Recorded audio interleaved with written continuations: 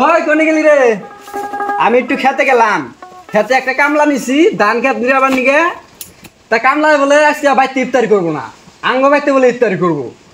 তা ভাত ওই রান্না ছেড়ে দিস।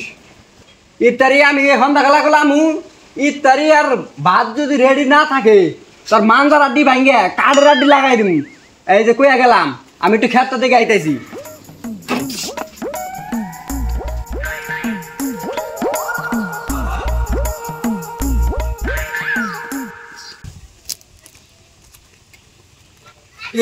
ধান খেত তো নিরা আইগা হারস না রে। ধান খেতে স্পিড না রে, কি নিরাস। আর এই যে ধান খেত নিরাই টাইম বাসে রসুন ক্ষেতটা নিরাই দিস, আর হসা গাছে একটু ওষুধ দিয়ে দিস। ও বনি আপনি টেনশন করেন রাখবো না, আমারে নিচের না কামলা। টাইম বাসলে রসুন ক্ষেত নিরাই দিমনি, হসা খেতে ওষুধও দিয়ে দিমনি। আমি একটু দেখি ওই যে ওই অম্বরের ক্ষেতটা দেখে আহি।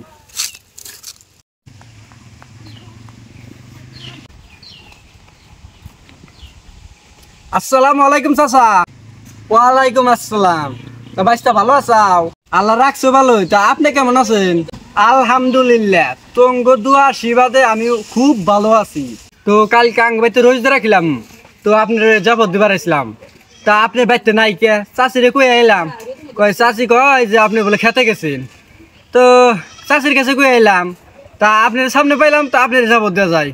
তো কালকে সন্ধ্যা খালা আঙ্গ বাইতে রোজদার যাবো রইল। তো ও বুনি বাইসটা যা পদ্ধতি দিলাও, তাহলে যামুনি। তাহলে আমি যাই, তুমি তাহলে যাও। হ্যাঁ।